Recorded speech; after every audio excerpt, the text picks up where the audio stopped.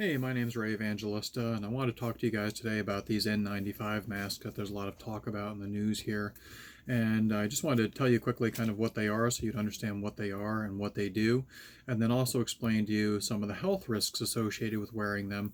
And that's actually the thing that I have the most concern about right now because I see a lot of people wearing them and a lot of talk in the news about people wearing them to protect themselves, but I don't see anybody talking about the potential risks that you'd have by wearing one of these things. When I say risk, I'm talking about health risks because there's certain things that could make that could endanger well-being and possibly put you in cardiac arrest or cause you to possibly pass out.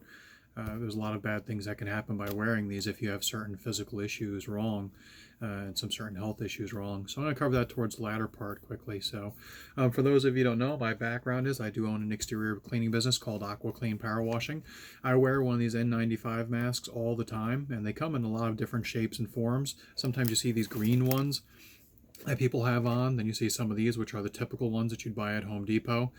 And then you have the higher end ones, which this one actually has a port on it. And these are actually the best ones to actually wear.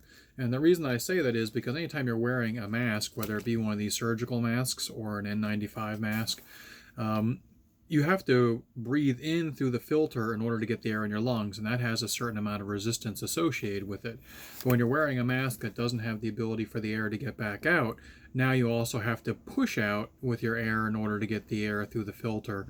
And when you have one of these ports on the front of it, like this particular model right here, it alleviates one of those levels of resistance. It also can help to decrease the amount of CO2 in it too, possibly, because that could also be something that could cause an issue. Now, first thing I'm going to touch on really quickly. So I got two stories to share with you. First one's going to be my mother-in-law. My mother-in-law was wearing one of these surgical masks the other day when she went to the store, and by the time she was done in the store, she almost had an issue there. Not that's one of the reasons I'm sharing this. Additionally, I was also at a quick check the other day, and I saw a girl wearing one like this, and her nose was not protected using the mask. So I said to her, I didn't share it with her to be like in her face or to give her a hard time or anything like that at all, but just to help inform her, because obviously she's wearing this mask to try and protect herself and to keep herself healthy. I just told her, I said, just so you know, if you're not covering your nose with that mask, it's not actually doing anything to really protect you, because if you're breathing in through your nose, it's just going to come right into your system without any issues. So it's just something to have in mind that, there are some people that can wear these and there's some that can't. In New Jersey, they just recently passed this whole ordeal where you can't go into a store now unless you have some type of a mask on. Now, I'm going to speak to the different ones really quick. I actually went to BJ's today wearing one of these, and I've worn many of N95s like this. I've worn many like this one, that the port that I wear. I wear these when it's 90, 95 degrees out and 100% humidity. And, at the end of wearing it for 4 or 5 hours, I'm pretty much done for the day of wearing it.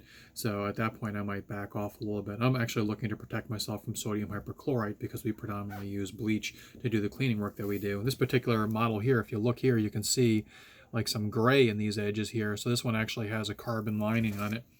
It helps to protect people from working with bleach and different types of chemicals. I've also worn full face mask respirators before.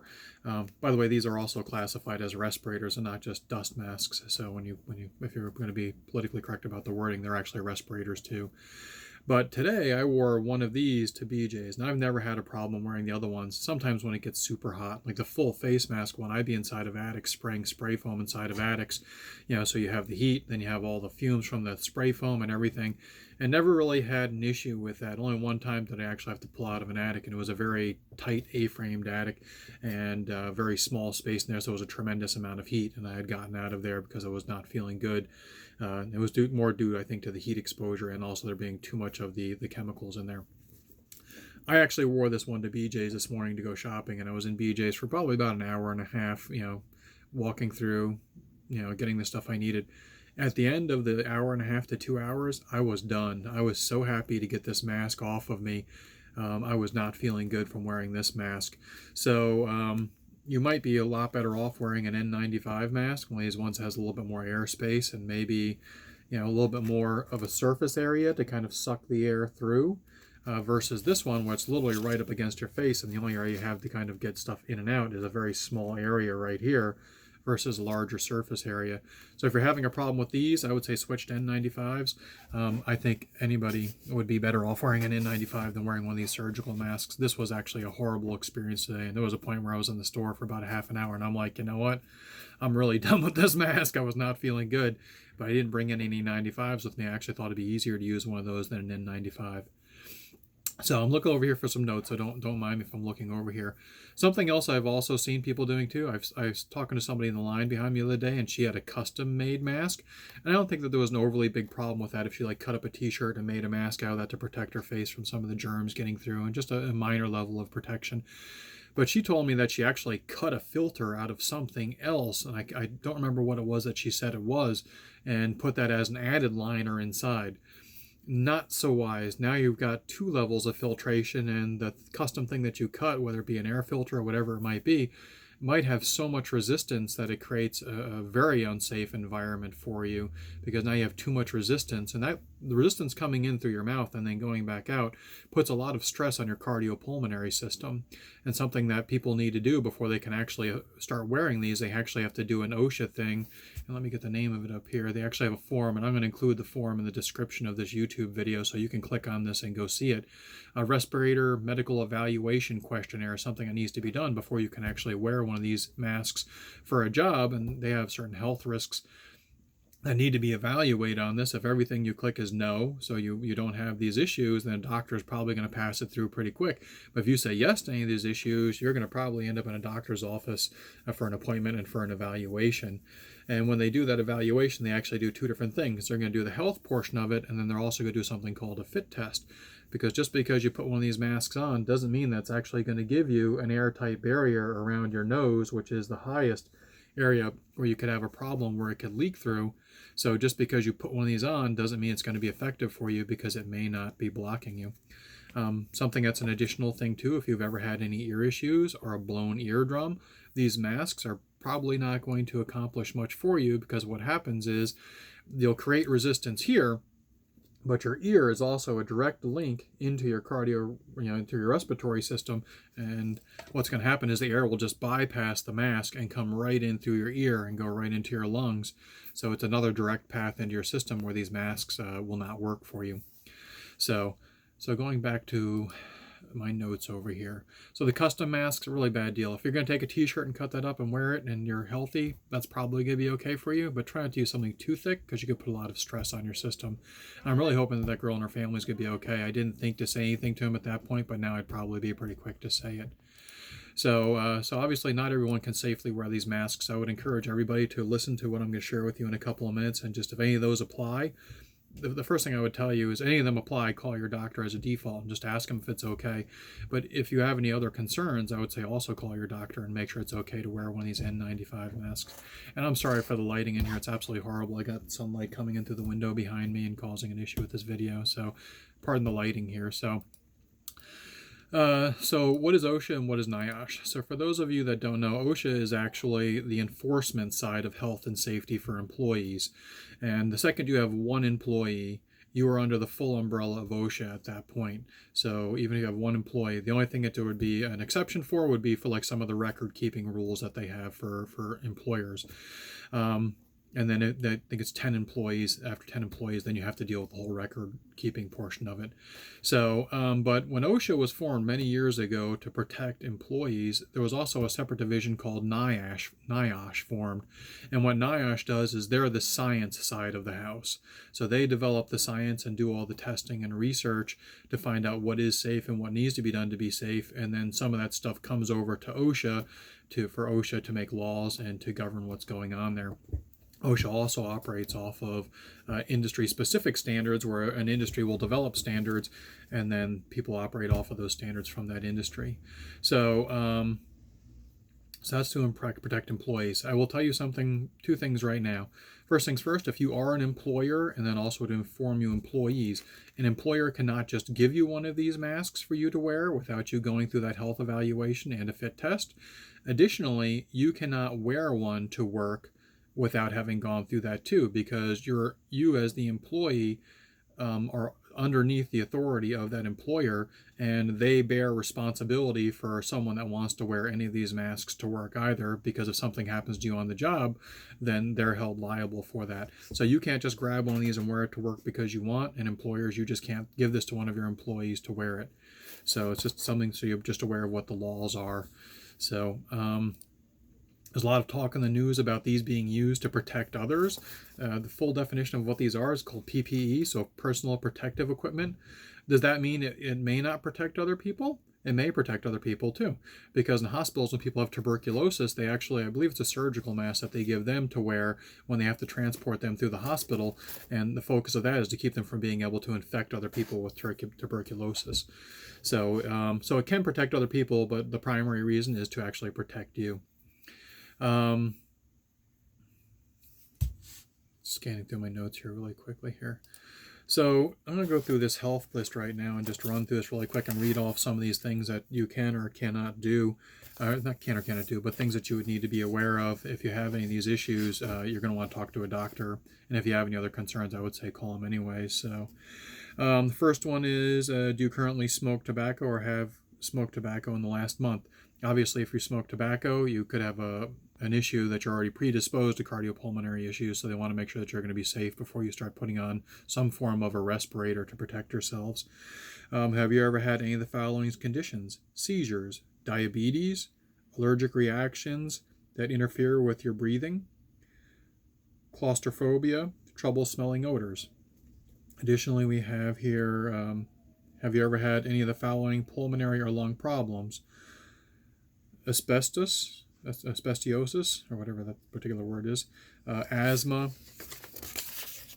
chronic bronchitis, emphysema, pneumonia, tuberculosis, silicosis. That's a lung issue that you get from being exposed to sand. It builds up into your walls. A lot of people died from that in 9/11. So, and anyone that works with concrete could very easily have that. Additionally, we have pneumonia, lung cancer, broken ribs, any chest injuries or surgeries, any other lung problems that you've been told about. So all be concerns there. Additionally, down here, do you currently have any of the following symptoms or pulmonary or lung issues? Shortness of breath when walking fast on level ground or walking up a slight hill or incline. Shortness of breath when walking with other people at an ordinary pace on level ground. Have to stop to breathe when walking at your own pace on level ground. Shortness of breath when washing or dressing yourself. Shortness of breath that interferes with your job. Coughing that produces phlegm. Coughing that wakes you up early in the morning. Coughing that occurs mostly when you are lying down.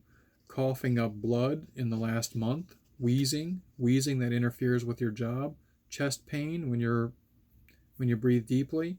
Any other symptoms that you think may be related to lung problems. So obviously, if you have any problems breathing at all, the smart thing to do is call your doctor and talk to him before you put on one of these masks. Additionally, down here, have you ever had any of the following cardiovascular or heart problems? Heart attack, stroke, angina, heart failure, swelling in your lungs or feet not caused by walking, heart arrhythmias, high blood pressure, any other heart problems that you've been told about? Have you ever had any of the following cardiovascular or heart problems? Frequent pain or tightness in your chest, pain or tightness in your chest during physical activity, pain or tightness in your chest that interferes with your job. In the past 2 years, have you noticed your heart skipping or missing beats? Heartburn or indigestion that is not related to eating? Any other symptoms that you think may be related to heart or circulation problems or circulatory problems? Do you currently take medication for any of the following problems? Breathing or lung problems, so that could be like asthma, heart trouble, blood pressure, seizures. If you used a respirator, have you ever had any of the following problems? So actually using any of these forms of masks: breathing or lung problems, heart trouble, blood pressure, seizures. If you used a respirator, have you ever had any of the following problems? Eye irritation, skin allergies or rash, anxiety, general weakness or fatigue, any other problems that interfere with your respirator, with the use of a respirator? They also have a question down here. Would you like to talk to a healthcare professional who will review the questionnaire about the answers to these questions? So again, just call your doctor if you have any questions about any of this. Have you ever lost vision in either eye temporarily or permanently? Do you currently have any of the following vision problems? Wear contact lenses, wear glasses.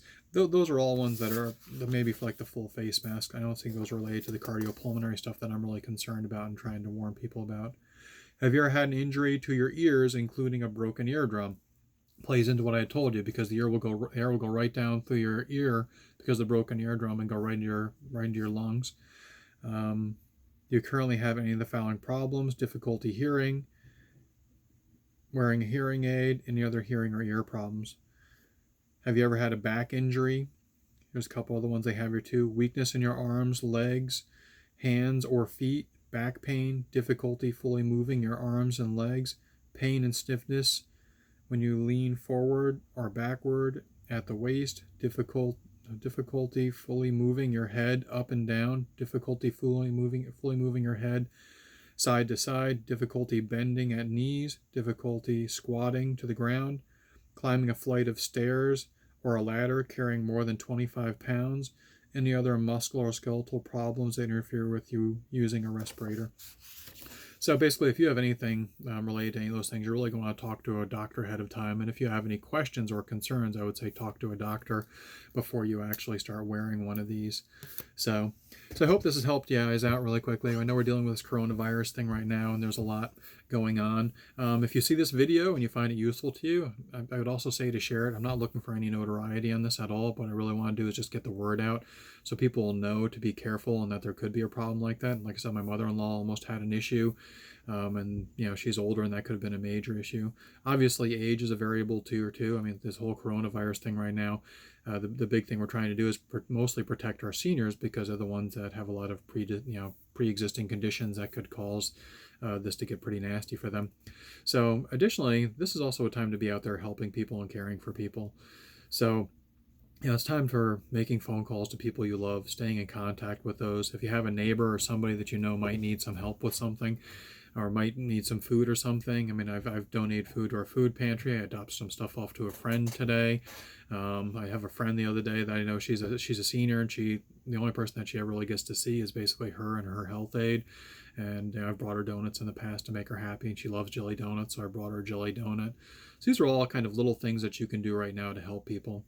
Additionally, for someone that is in need, there's a lot of food pantries right now that have an abundance of food right now. So make the phone call if you need it, or if you need some help, call somebody too. The people may not know that you need an issue, and if you don't call them, then they don't know that they can help you. So it's just food for thought. Also, most of you don't know I'm also a believer, so I'm going to talk to that just a touch really quickly here. This is a great time for just loving on other people and restoring relationships. I mean, when we deal with some of these things like this, and then 9/11, it kind of changes things a little bit, because you kind of change the value of the way that you think about things. Like, hey, you know what? Maybe this is temporary. Maybe I may not be here tomorrow. Maybe that person I have a problem with will not be here tomorrow. I had somebody else shoot me an email the other day, and he said God made it very clear to him to make sure that he reached out to me to restore an issue that we had a problem with in the past. It wasn't a problem for me. I let it go immediately. I've learned as a saint to let stuff go immediately and forgive people and then move on, rather than holding on to baggage. But if you got some baggage that you need to deal with somebody, I would say call them, deal with it. Even if they reject you because of you doing what you did, at least you did the right thing. The Bible talks about being a peacemaker in all that we do. And that doesn't mean restoring relationships between other people. That can be a part of it, but just to restore relationships with other people quickly. And if people reject you, it also says if at all possible to do that. So I wouldn't do it because of a lack of somebody else's responsibility. Sometimes the bigger person is the first person to actually step up and say, hey, there's something wrong here, and I'm just sorry I did that to you a long time ago. And, I just wanted to reach out to you and just say I was sorry. So this is a great time for doing it, restoring those relationships. If you're caught up in something that happened a long time ago with somebody, I'd encourage you to make that phone call and make it right with them, and use it as an opportunity to better yourself and to do what's right, and to restore relationships with other people. All right, so I hope this video has helped you out, guys. If you have any questions, feel free to post them below. I'll try and answer whatever questions you have there. And again, sorry about the glare here. I got light coming in behind me, and it's on the front porch, and the lighting out here is not so great either. So I apologize for all the glare in this video. I hope it hasn't bothered you too much. And I just pray that all you guys make it through this coronavirus thing safely, and just keep fighting and doing what you have to do, and listening to our authorities and doing what they say for you to do. There's another biblical concept out there that talks about obeying the laws of the land. So I would encourage you to always be a doer of the word and do what God said for you to do. And if they're telling you to do something, stick with it, do what they're telling you to do, and just do the right thing. All right, thanks a lot, and I hope you guys have a blessed day.